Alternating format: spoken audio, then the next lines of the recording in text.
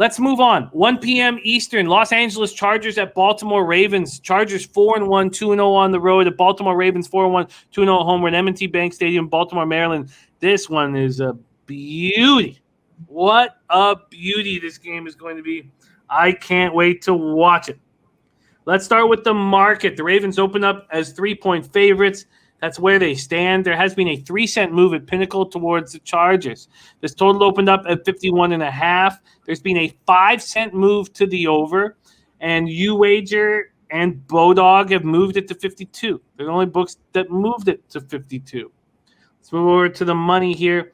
In this spot, we have 5,913 tickets in, and it's all on the Chargers, and the line's not moving. I've been looking at this, hourly. 93% of the tickets, 97% of the cash on the Chargers. Now, we know what happens on our Sunday morning shows. When I break down these numbers, this is less than 10% of the tickets that we will talk about on Sunday. So there's going to be a ton of movement. Then 37% of tickets and 97% of cash on the under.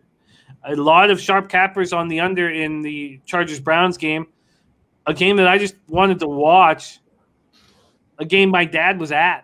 Said it was the most enjoyable football game he's ever watched in his life. That's what he told me. Wow. That's what he told me.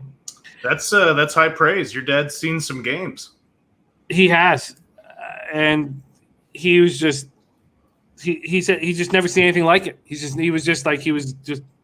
guess the term would be gobsmacked and loving every second of it. Chargers come in off the game of the week. 47-42 win at home over the Browns. Herbert, 26 of 43, 398 yards, 4 touchdowns, no picks.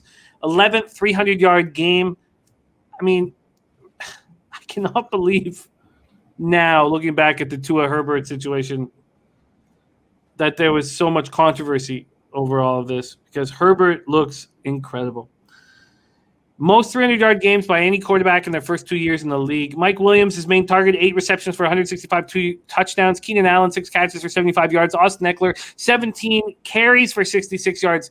Caught 5 passes for 53 yards, 1 touchdown. He did fumble twice, losing one of them, and that's becoming a bit of an issue.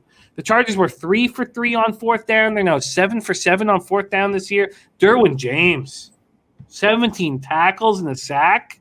And that was the only sack and quarterback hit the Chargers managed on Mayfield. That's a problem. Abushi, their guard, suffered a knee injury during the first quarter and will require surgery to repair a torn ACL. Will miss the rest of the season. Running back Justin Jackson missed the Browns game. He's questionable to go this week. Ravens come in off a short week after their excellent 31-25 comeback victory at home over the Colts. They came back from a 25-9 deficit in the fourth quarter. Lamar Jackson was spectacular. 37-43. Career high 442 yards, 4 touchdowns, no picks. Ran 14 times for 62 yards. Was just in control. They had their record-tying streak of 43 straight 100-yard rushing games snapped. I'm sure they would have liked to have one more game and then have it snapped, but whatever. They scored a touchdown on each of their final 4 possessions. Now, Calais Campbell, what a beast he is. Blocks that 37-yard field goal. Mark Andrews, 11 catches for 170 yards, 2 touchdowns. Marquise Brown, 9 catches for 125 yards, 2 touchdowns. Brandon Stevens was all over the field, 12 tackles, 1 quarterback hit. They got 2 sacks, 7 quarterback hits. But already without Rashad Bateman, lose Sammy Watkins to a hamstring injury. That guy's hammy just acts up nonstop. So you still have Marquise Brown. You still have Mark Andrews. But more butts. Offensive lineman Ben Cleveland carted off the field with a knee injury. Second quarter, he's being placed on the IR. Offensive lineman Kevin Zeitler, injured his knee as well. Safety Deshaun Elliott, safety Geno Stone, offensive tackle Ronnie Stanley were all inactive last week. I know it's questionable this week. Are you not surprised that the market's not moving towards the Chargers here, Bebsie?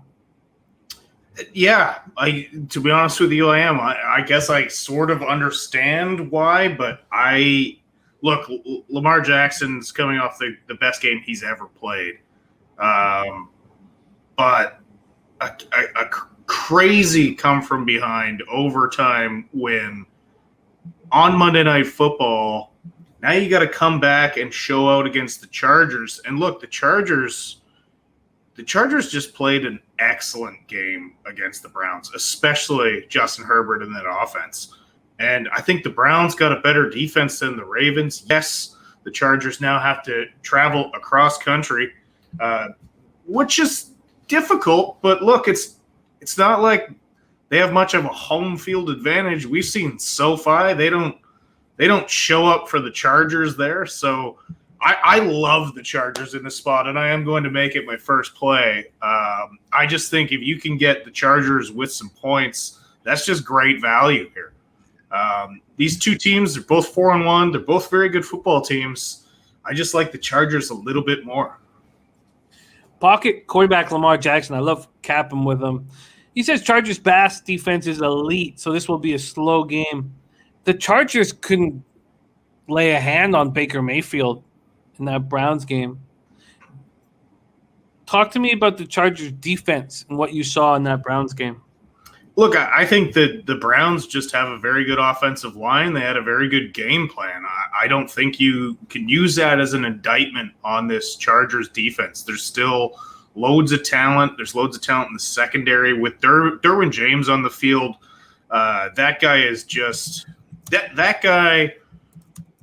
I think if he can stay healthy, that guy can turn into an Ed Reed-esque defender. He is so talented. He's so fun to watch. I hope he can just stay healthy. But, they still have Joey Bosa. They still have a lot of guys who can create pressure. I think you'll see a better version of this defense this week. But, yeah, that Browns team is exceptionally good. And they lost a tough one this week to the Chargers. But I think I would praise that Browns O-line and offense more than I would condemn the Chargers defense for giving up so many points last week. Well, old me would already be on the Chargers. And now I look at the market and I have pause and need to talk it out. We have a great stat from Ron Crawford. This is this year. 2 teams playing each other where one team covered and the other did not. Play the team that did not cover, and you'd be 25-8 against the spread this year. That's wild. By the way, my dad, season ticket holder for the Chargers, thinks Bosa is so overrated. Is shitting all over him. And he's a judgmental dude. Well, I respectfully disagree, but no, I hear you. I cannot move on the Chargers in this spot, even though I can understand why anybody would want to. And at this point, I cannot do it. Bebsie, do you want me to line shop for you on these Chargers? Sure, yeah. +3 is what we are looking at. We got a +3 with the lowest VIG. It's -108 at Heritage and at Pinnacle. +3. Bebsie's on the board. I'm still not on the board. Bebsie +3, -108 at Pinnacle. And,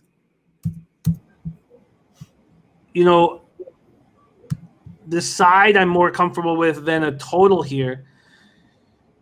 I can understand why this 51.5 hasn't moved. It feels like a very sharp number. Trusty says the better teams that LA plays, they have given up 20 to the Cowboys, not a ton. Chiefs 24, that's a decent amount, and Browns 42. And Harold Williams says, give me that bet as well. Don Ricci says that +3 sounds like Cincy last week.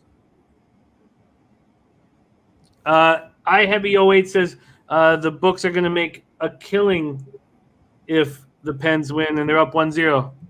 Look, I wouldn't be surprised if the Lightning came back, and look, it's one game in the season. But I said all of this on my show today. You guys know hockey's my bread and butter. Just talking about hockey makes my palms leak. But I didn't bet the Pens, but I didn't bet on the Lightning. All right, let's move on. Bebsie's on the board, +3, -108. 2-0 now, says pocket quarterback Lamar Jackson. I'm not going to enjoy that because I have friends on the Lightning and I want them to cash. So, but I'm not. We move on.